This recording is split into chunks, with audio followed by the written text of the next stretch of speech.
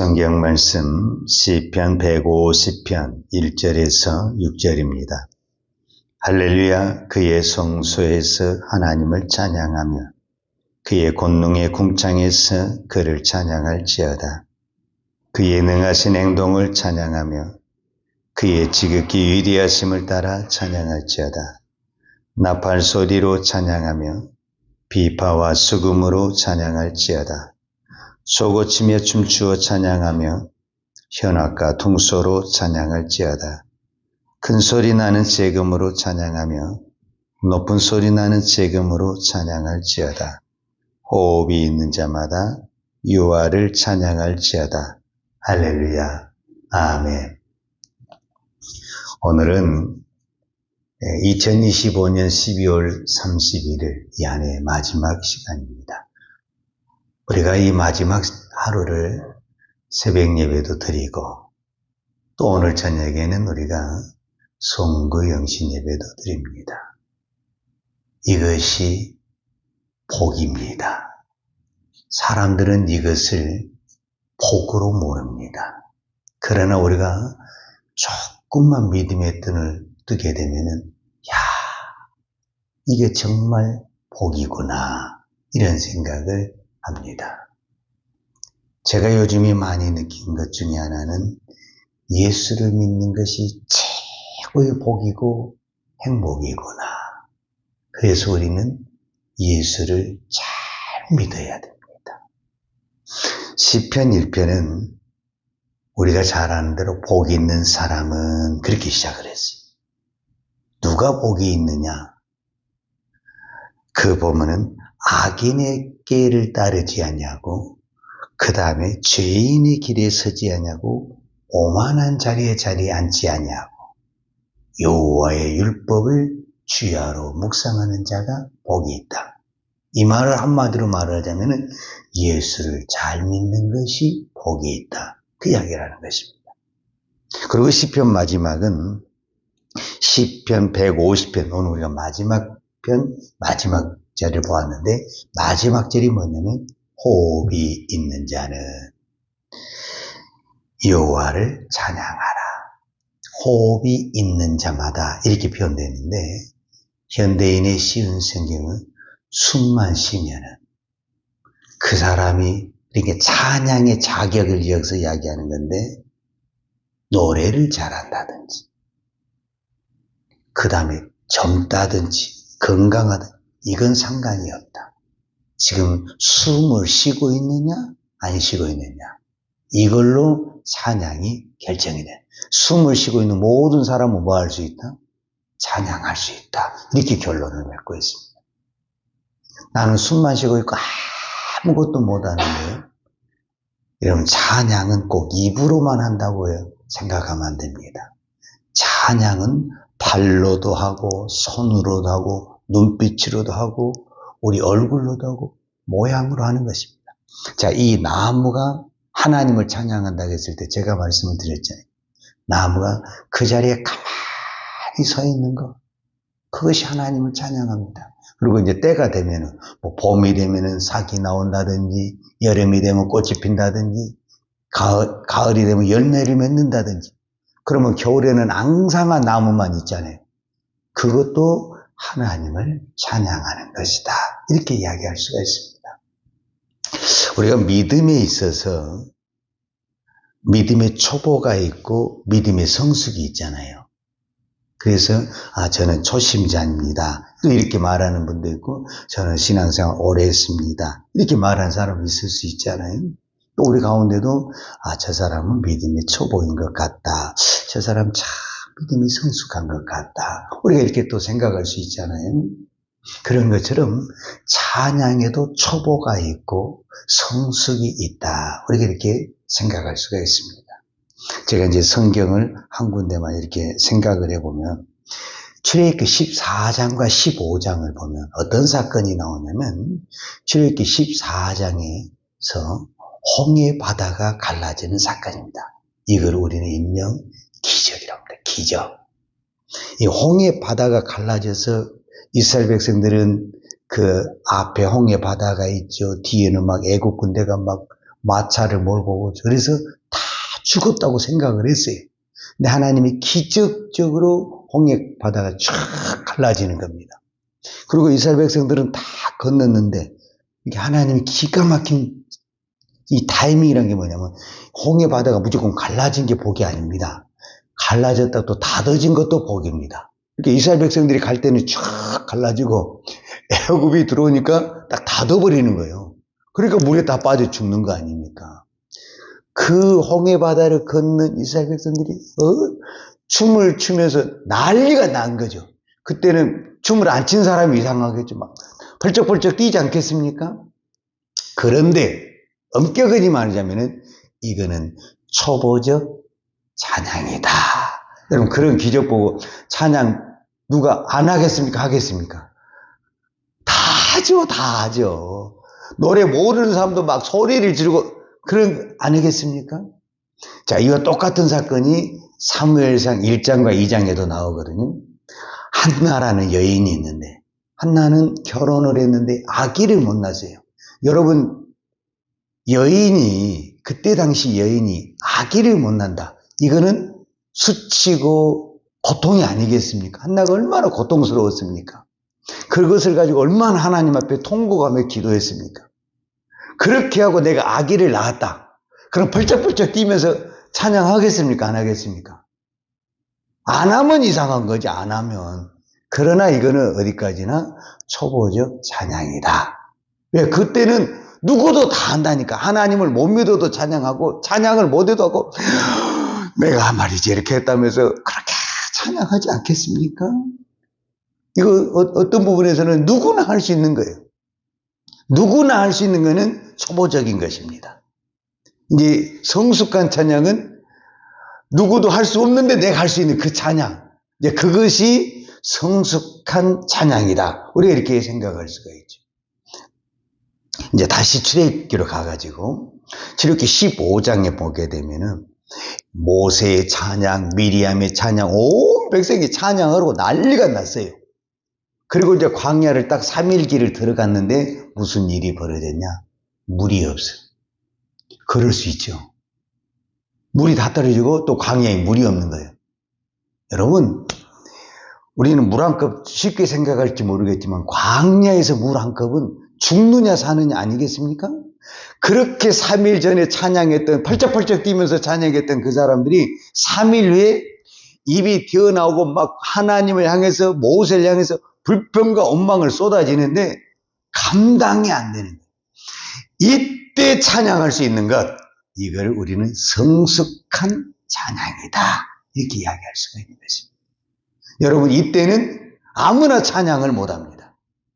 안 그렇습니까? 과연 나는 이때 찬양할 수 있는가?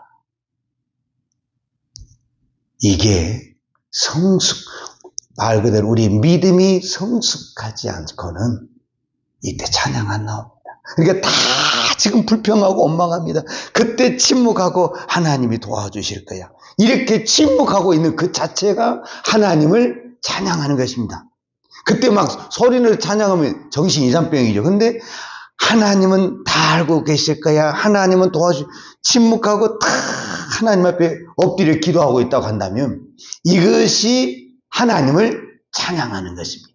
그러니까 찬양이라는 것은 꼭 입으로 해봐야 찬양이 아니라 침묵할 때, 남들이 다 불평을 할 때 내가 침묵하고 있다고 한다면 그거는 어떻게 되는 겁니까? 그거 자체가 나는 한마디 말도 안 했지만은 하나님을 찬양한다. 우리 이렇게 생각하지 않겠습니까? 그래서 정말 우리는 이제 성숙한 신앙으로서 이제 이 한 해를 보내고 새해를 맞이하는 이 마지막에 이 한 해의 시점에서 우리의 믿음과 우리의 찬양이 한 단계 업이 돼서 올라가는, 그러니까 찬양할 수 없는 것에서 찬양을 하고 기도할 수 없는 것에서 기도하고 예배 드릴 수 없는 것에 예배를 드릴 수 있다고 한다면 우리는 분명 새해는 하나님의 영적인 해가 되지 않을까, 이런 생각을 할 수가 있습니다. 우리가 잘 아는 대로 사도행전 16장에 바울과 신라가 복음을 증가하다가 감옥에 들어갔잖아요. 감옥에 들어갈 때 그냥 편하게 들어간 것이 아니라 돌에 맞고 그 다음에 막 매로 맞고 온 몸에 상처가 있겠습니까? 없겠습니까? 온 몸이 막 너무너무 아프죠. 그럼 우리는 자동적으로 무슨 단어가 나옵니까? 아이고. 자동으로 그 말이 안 하려고 해도 나옵니까? 안 나옵니까? 그런 상황에서 환경도 안 좋죠. 몸도 안 좋죠. 그 속에서 찬양을 했다. 실제로 찬양을 했잖아요. 바울과 신라가 거기 감옥에서. 그래서 죄수들이 다 듣고 막 감옥문이 열렸다는 건 하늘문이 열린 것과 같은 거거든요. 그러니까 이 바울과 신라의 찬양은 제가 방금 말한 대로 성숙한 찬양이었다. 우리는 지금 예배당에서 찬양합시다 해도 멀뚱멀뚱할 때가 너무너무 많은데 그 감옥에 가서 환경적으로도 찬양할 상황이 아니고 몸도 지금 내 몸이 아니야. 지금 완전히 그냥 우리 있잖아요. 막 맞아가지고 온몸이 막 내 마음대로 움직이지 않는. 그러면 우리는 무슨 단어만 나와야 됩니까? 아이고, 이런 아주 그냥 그 탄식의 소리가 나와야 되는데 거기서 찬양을 했다. 기적이 안 나타나는 게 이상하지 않겠습니까? 그런 상황에서 찬양을 했다. 이거는 그 찬양 자체가 기적이 옥문이 열려진 것이 저는 기적이 아니라 찬양의 자체가 이미 기적이 되었다. 저는 이렇게 보는 것입니다. 그래서 우리는 기적을 바라기 전에 내 기도가 이미 기적이 되고 내 찬양이 이미 기적이 되면 기적은 이미 이루어진 거나 마찬가지다. 우리가 이렇게 볼 수가 있는 거죠. 자, 결론. 오늘 시편 150편 6절. 우리 다 아는 어떤 요절 아닙니까? 호흡이 있는 자마다 여호와를 찬양하라. 할렐루야. 이 할렐루야라는 단어가 여호와를 찬양하라거든요. 그러니까 엄격히 현대인의 성경이나 쉬운 성경에 보면 여호와를 찬양하라를 2번 반복을 하거든요. 우리는 그냥 호흡이 있는 자마다 여호와를 찬양하라. 할렐루야 이렇게 끝났는데 호흡이 있는 자마다, 즉 숨을 쉬는 자마다 여호와를 찬양하라. 여호와를 찬양하라. 이렇게 시편이 마무리가 됩니다. 왜 이게 중요하냐면 시편 115편에 보면 찬양을 하지 못하는 사람이 있습니다. 누가 찬양을 못하겠습니까? 오늘 호흡이 있는 자마다 여호와를 찬양한다. 그럼 누가 찬양을 못? 이 반대가 되면 찬양을 죽은 사람은 분명히 성경에 시편 115편에 나옵니다. 죽은 자는 찬양할 수 없나니. 자, 여기서 죽은 자는 누굽니까? 그리고 오늘 시편 150편에서 호흡이 있는 자는 누굽니까? 영적인 호흡, 영적인 죽음. 그러니까 아무리 기도원에 가서 막 그렇게 뜨겁게 찬양하고 기도를 해도요, 영적으로 딱 죽어있는 사람은 남이 찬양한 것만 이렇게 보고 있지 찬양 안 합니다. 그럴 수 있습니까? 없습니까? 있습니다. 그러니까 영적으로 살아있는 사람은요, 누구도 찬양하지 않아도 막 혼자 팍 찬양을 하게 돼 있습니다. 근데 영적으로 죽어있는 사람은 그 찬양의 불구덩 속에 들어가 있음에도 불구하고 찬양을 안 합니다. 우리 영이 사는, 내가 살았다 죽었다를 뭘로 평가할 수 있느냐? 지금 내가 찬양하고 있는가? 꼭 찬양은 입으로만 한 건 아닙니다. 내가 기도하고 있다, 예배하고 있다, 말씀을 보고 있다, 뭔가 내가 주를 위해 섬기고 있다, 주님을 바라보고 있다. 그 모든 것들은 무엇으로 다 통합할 수 있냐면 하나님을 찬양하는 것으로 통합할 수 있습니다. 온 한 해를 오늘 마무리 짓고 새해를 맞이하는 이 관점에서 우리는 이 찬양으로 내 신앙의 승부를 걸어야 되겠다. 내가 어떤 환경 속에서도 기도와 찬양할 수 있다고 한다면 우리는 이미 기적이 일어나지 않아도 기적의 삶을 살고 있다. 저는 이렇게 보는 것입니다. 그래서 올 한 해도 기도와 찬양으로 마무리를 하시고 나는 새해에도 어떤 환경 속에서도 하나님을 찬양하고 하나님 앞에 기도하는 우리의 신앙이 될 때 우리의 신앙은 한 걸음 더 하나님께 나아가는 신앙, 우리의 신앙은 한 걸음 더 이렇게 업그레이드되고 이렇게 올라가는 신앙이 될 줄로 믿습니다. 기도하겠습니다. 하나님 아버지 감사합니다. 오늘은 이 한 해의 마지막 날 새벽 예배를 하나님께 드립니다. 이 한 해 동안 참으로 수많은 시간들이 지나갔는데 마지막 시간까지 우리가 하나님 앞에 기도할 수 있는 것이 하나님의 은혜였고 나를 여기까지 인도해 주신 그 하나님의 사랑이 너무너무 감사합니다. 오늘 이 새벽의 시간은 그 하나님 앞에 나의 온 몸과 온 영을 가지고 찬양하기 원합니다. 하나님 오늘 우리의 찬양을 받아주시고 은혜를 베풀어 주옵소서. 이제 이 한 해를 보내고 우리가 새해를 맞이하는데 새해는 내가 찬양할 수 없는 상황에서도 찬양하는 사람이 되기를 원합니다. 내가 기도할 수 없는 상황에서도 하나님을 붙들고 십자가를 붙들고 기도하는 상황이 되기를 원합니다. 내가 예배드릴 수 없는 그런 상황에서도 하나님께 예배하기를 원합니다. 그곳에 하나님의 영이 임하고 하나님의 나라가 임하고 천국이 임할 줄로 믿습니다. 오늘 우리에게 이 새해 이 믿음의 축복을 주시옵소서. 예수님의 이름으로 기도하였습니다. 아멘.